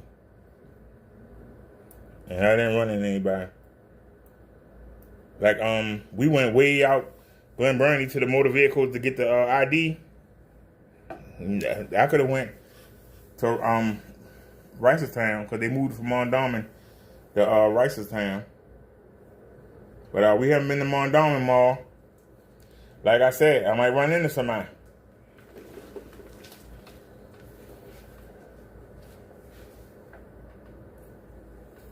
And my motto is, don't run, but don't run into something either. You know what I'm saying? Because there ain't nothing over there that I need. There ain't nothing over there that I need. So there's no need for me to go over there looking for trouble. Ain't no need. It's going on 4 o'clock. If I really ain't had no plans to go anywhere tomorrow. But if somebody donate, we might go out to the mall tomorrow. I really didn't have no plans to go out tomorrow, but I guess we could. That's why I went and got some food. I got some chicken in the refrigerator. I took it out the freezer last night, and I'm gonna take it out. We had the ham last night. I didn't even finish it off. I finished it off this morning, and I made some pancakes. That's what I had today. We still got some waffles in there. We got 2 packs of chicken. We got 2 bags of tangerines. We still got some veggies left. But I could hit White Marsh tomorrow and then go over to the mall. That'll give us something to do. I thought we might have to go back to Walmart, but I got the screen up. I thought I had to buy some more tape, but we got the screen up, so. And it looks a lot cleaner, doesn't it? No, all that tape on there. So, we gotta see if it's sick. If it stay, we'll let it be. And like I say, we got the sun peeking in. We ain't sitting in here in the dark. We got the sun peeking in.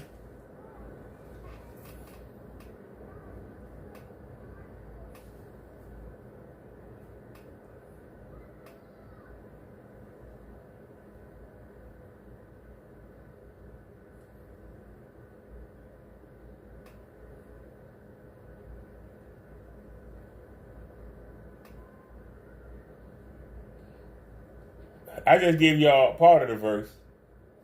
But if y'all want the whole verse, 7. I just gave y'all the one part I wanted to focus on, but I'll go ahead and read it to you.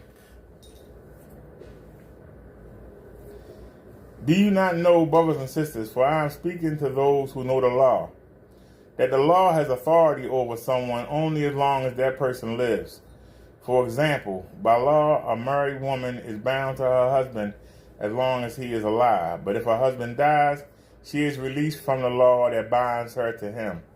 So then, if she has sexual relations with another man while her husband is still alive, she is called an adulteress. But if her husband dies, she is released from that law and is not an adulteress if she marries another man. So my brothers and sisters, went too far. So, my brothers and sisters, you also died to the law through the body of Christ, that you might belong to another, to him that was raised from the dead, in order that we might bear fruit for God. For when we were in the realm of the flesh, the sinful passions aroused by the law were at work in us, so that we bore fruit for death. So let's stop right there. He gave the example. A woman is supposed to be made a virgin until she gets married. And we know that marriage is not a ceremony of marriage. Marriage, officially, is a woman's first sexual intercourse. Whoever that person is, that's her husband. And she's bound to him until he dies. Now, if he died before her, then she's free to go marry another man.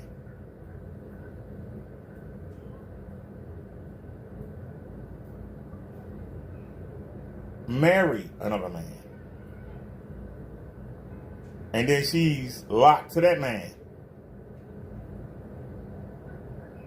But when that man dies, she's still alive, she can go and marry another man because the law from her has been released. What St. Paul is saying that when you accept Jesus Christ into your life, you die to the law. What law? You die to the law of the flesh.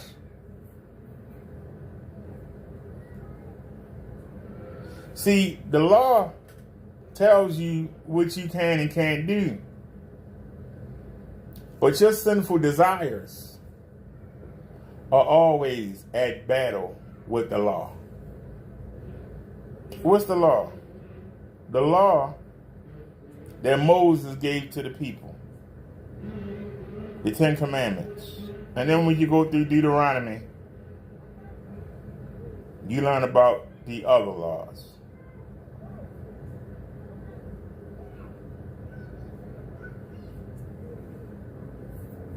But when you allow Jesus into your heart and let him take over the wheel, you're not bound by that old law anymore. Meaning, Jesus didn't come to replace them. But you use the law to know what not to do. But if you have Jesus working in you, you don't need the law to tell you what not to do. He will. Y'all understand that? The same way that a woman that's married to a man, when he dies, she is free from the law that says she cannot be with another man. When you let Jesus into your heart and you become his child, You're not dependent on the law anymore. Jesus is now your law. Not to mean that the laws don't matter anymore, but you use the law as a guide to what not to do. Now you got Jesus to guide you as to what not to do. Do y'all understand? Y'all understand what I'm saying? For when we were in the realm of the flesh, the sinful passions aroused by the law were at work in us, so that we bore fruit for death. Meaning that the law was at odds with your sinful nature. You knew you wasn't supposed to do this, but your body wanted to do it.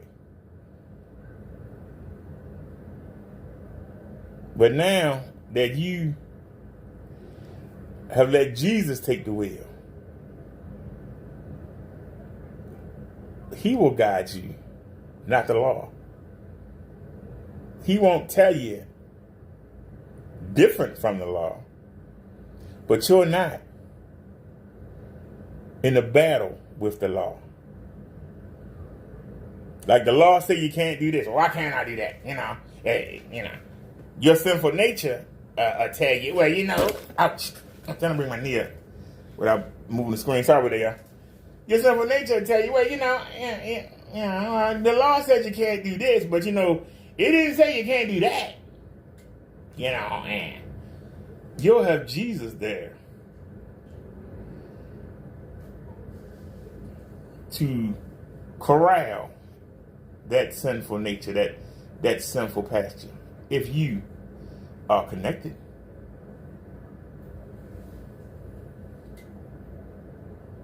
Jesus is going to make you not want to do these things. But let's see what he has to say. But now, by dying to what once bound us, we have been released from the law so that we serve in the new way of the Spirit and not the old way of the written code. Which is a nice way of saying what I just said, but what I said is easier to digest. When you accept Jesus and let him take the wheel, you die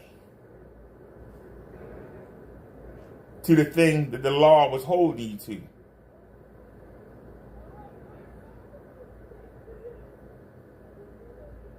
Because it is the law that keep you. If you break the law, you go to jail. You don't want to go to jail, you don't break the law. That don't mean you still don't want to break the law. You just don't want to go to jail. If you want to punch somebody in the face and you might go to jail, you might not do it. That don't mean you don't want to do it. You see a sexy human being and they willing to fool around with you, but you married. Because you married, that law keeps you from sleeping with her.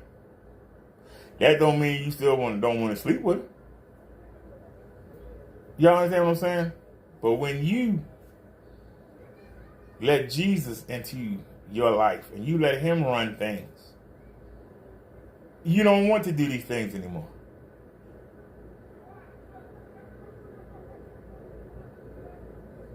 So,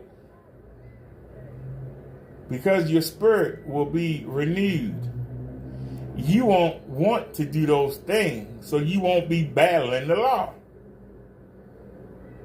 Well, the law says that I can't punch him, but can I slap him?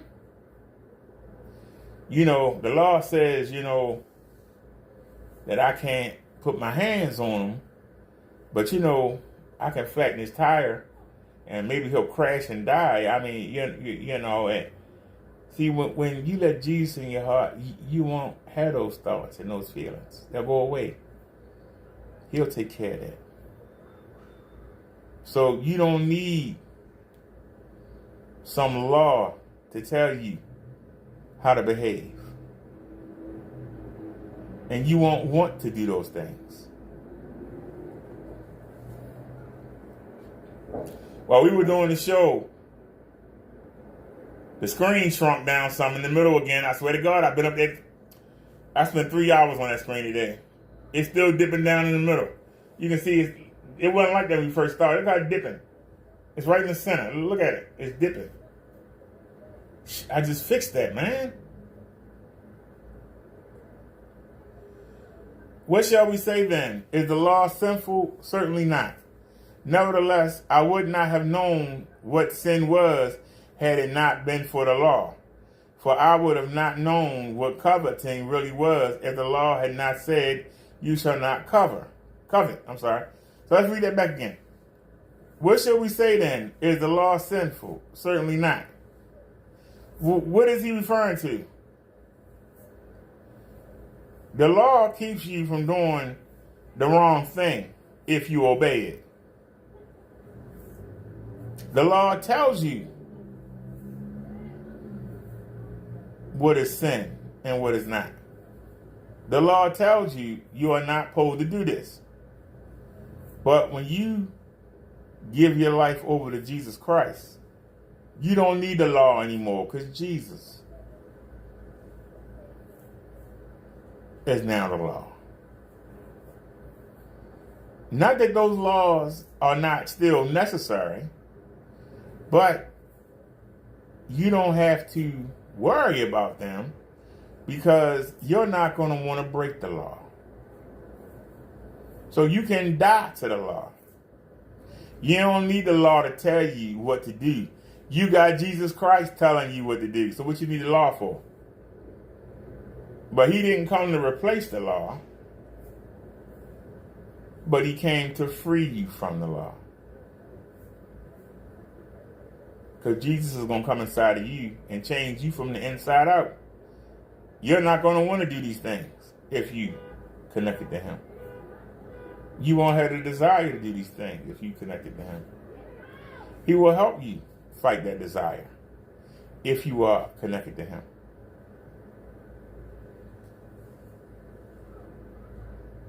But he says, sin, seizing the opportunity afforded by the commandment, produced in me every kind of coveting.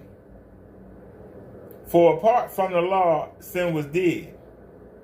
Once I was alive apart from the law.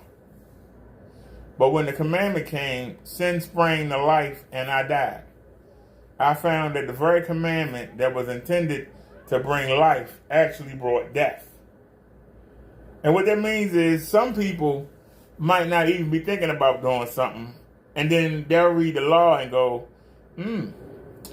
I wonder what that would be like, you know. I know I ain't supposed to do it, but I wonder what that would be like.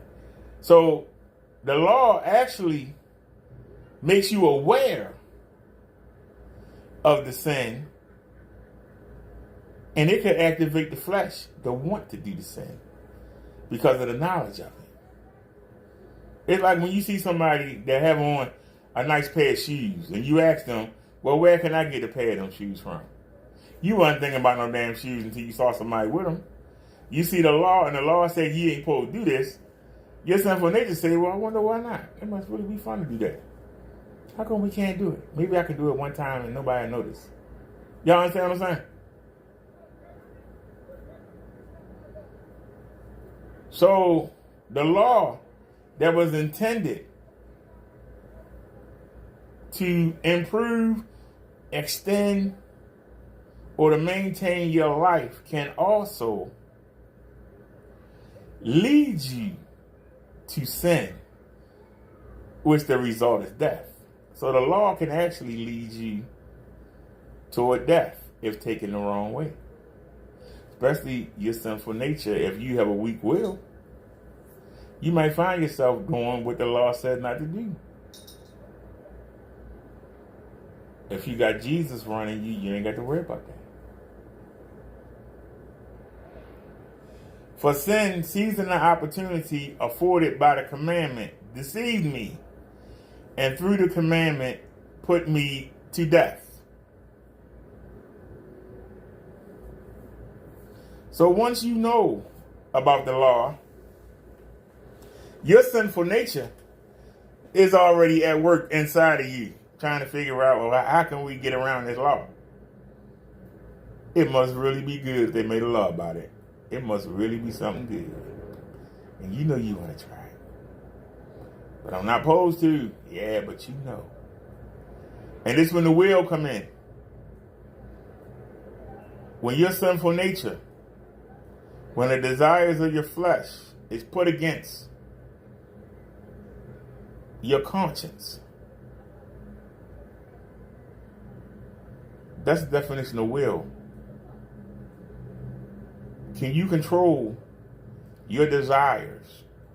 The desires of you mentally, the desires of you physically. Can you control them desires? You can only control them if you got a strong will. If not, you will fold. You will fold and you will give in to those desires. You will fold. That's why you're only good as your will. And sin leads to death. So then the law is holy and the commandment is holy, righteous, and good. Did that which is good then become death to me? By no means. Nevertheless, in order that sin might be recognized as sin, it's used what is good to bring about my death. So through the commandment, sin might become utterly sinful. So the law is good, but your reaction to the law could be sinful.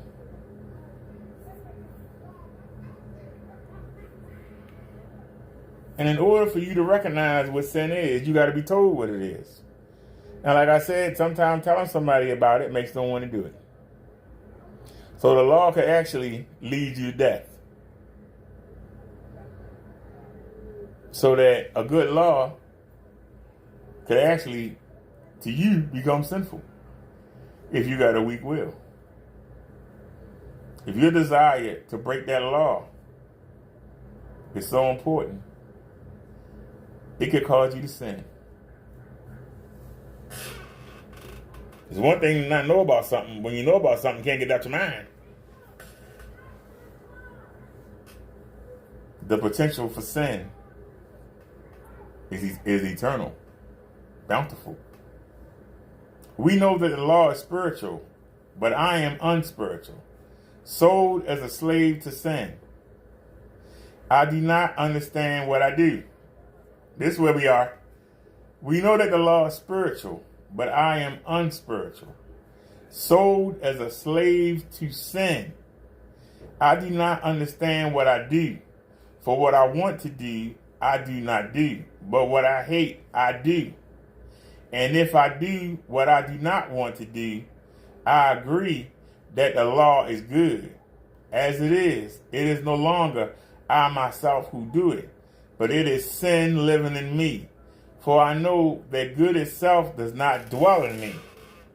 That is in my sinful nature. For I have the desire to do what is good, but I cannot carry it out.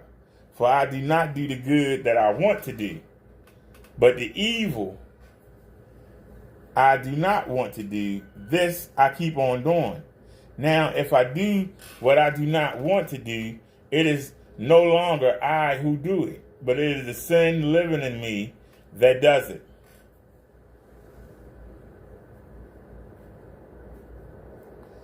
And that was the basis of our sermon today.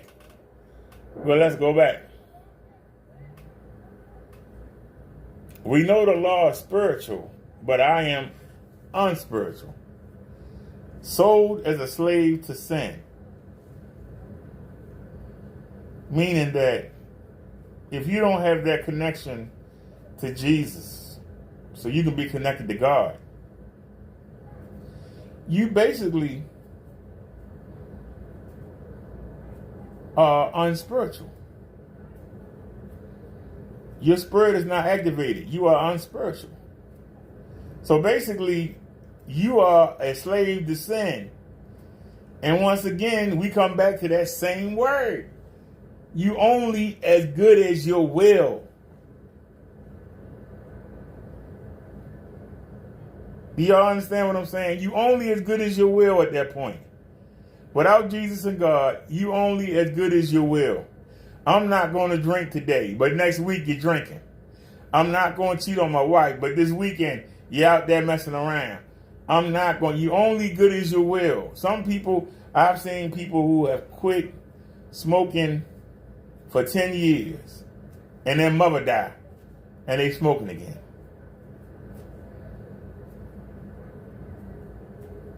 The mother died was an excuse to let the wheel down.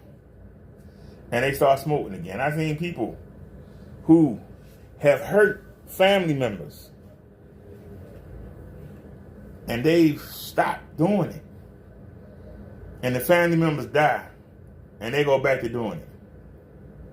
Well, you know, I was doing well because I wanted to prove with my family member. Now they gone, let me go back and do what I'm doing. So long as the family member was alive, their will was strong. But when the family member died, the will was gone. You only as strong as your will. Your desire to resist.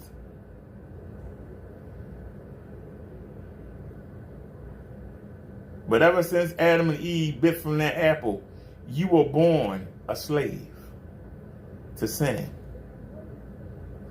The only thing that keep you from sinning is your will. And evil will break down your will to its nothing. That's what it lives for. But when you connected to Jesus, he comes in and strengthens your will.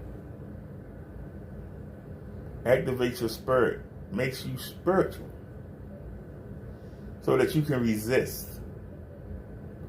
the things this earth offers you. Without them, you're only good as your will.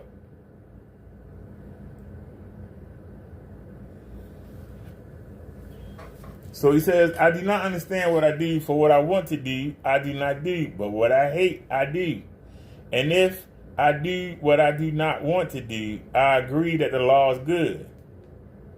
So you know that the law says you should do this, but you still want to do it. He said, as it is no longer myself who do it, but it is sin living in me. For I know that good itself does not dwell in me, that is, in my sinful nature. For I have the desire to do what is good, but I cannot carry it out. I have the desire to do what is good, but I cannot carry it out. Another way of saying that is, I want to do this, but I don't have the will. I don't have the will to fulfill it. I know what I should be doing. I know I should be there for my kids, not out making more.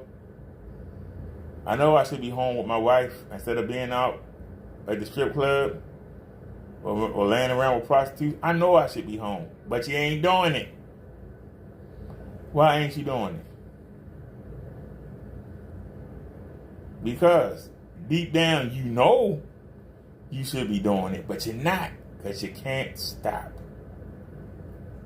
Your will is broke. And that's why you continue to do what you want to do. You do the evil things that your body wants you to do. It's not that you want to do it, but you don't know how not to do it. You can't stop yourself. That's why you need Jesus.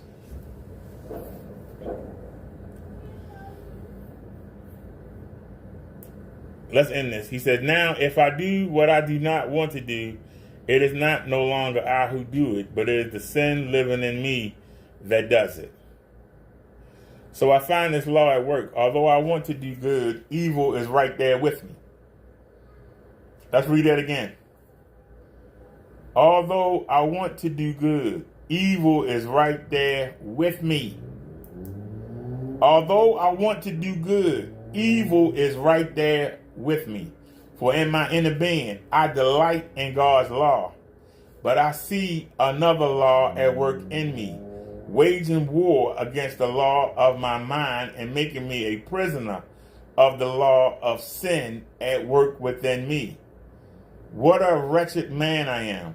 Who will rescue me from this body that is subject to death?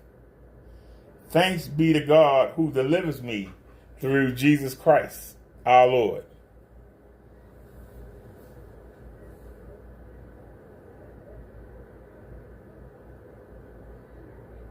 Do y'all understand?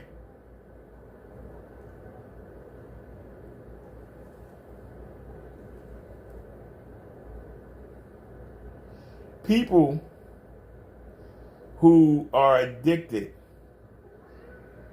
to things that God hates, they are a prisoner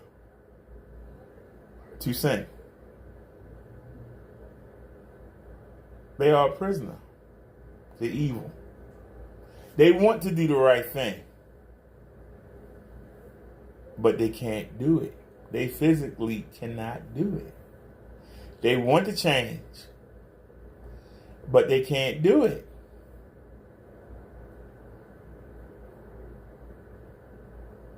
It makes you feel sorry for them, but at the same time, it makes you want to slap them in the back of the head and say, hey, call on Jesus. Call on Jesus. And they're going to give you a million reasons. And they're going to keep doing the same thing. Because they're a prisoner.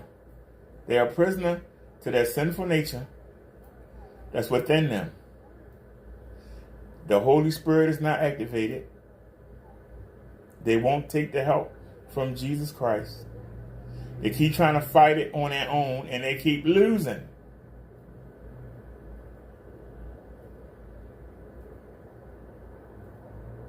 You're fighting what your body wants to do.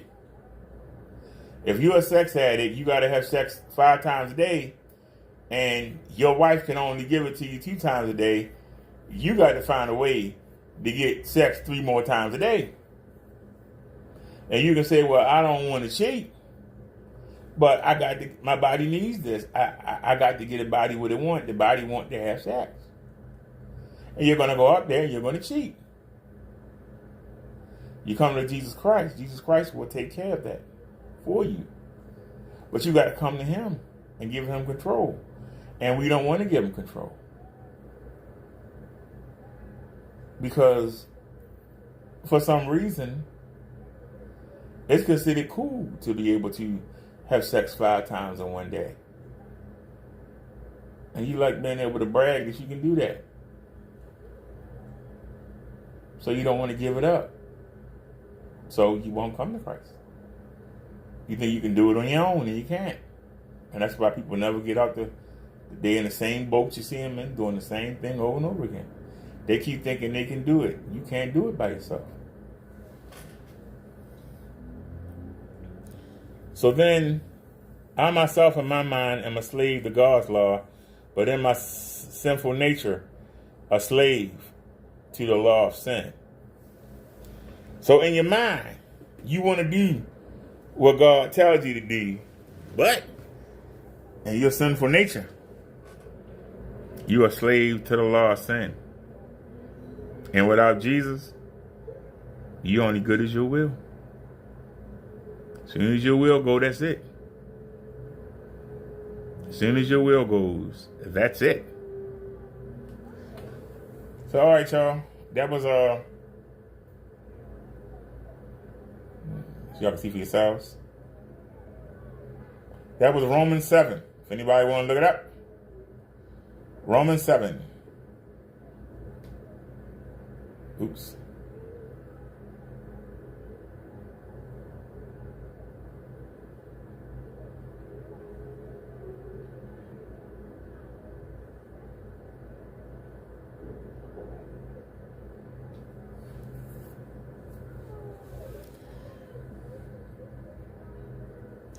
So I hope y'all enjoyed the show. I'm going to go ahead and cook me some food, and sit back and wait for the what come on tonight? NXT comes on tonight. Becky Lynch won the championship, and I know Carmelo and Dominic Mysterio. I think they're going title for title. So I look forward to that. That should be a good match tonight. NXT's really gotten good. It got 800 and something thousand views when Becky Lynch won the title last week, and in a 2-minute overrun, they were at 1 million views. So NXT might be overtaking AEW in the ratings. So we'll keep an eye on that. But all right, y'all, this is Minister Brother Derek. I hope y'all enjoyed the sermon today. And I'll see y'all later on. Y'all have a great night. And I'm out. Thanks for watching Superman Clark Kent and JoJo Dancer. Peace, everybody. I'm out.